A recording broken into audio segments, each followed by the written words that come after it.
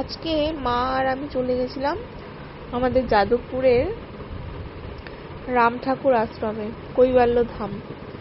সেখানে গিয়ে মা আর আমি কি করলাম সেটাই আজ তোমাদের সাথে শেয়ার করলাম, ছোট্ট একটু ফটো আর একটু ভিডিওর মাধ্যমে।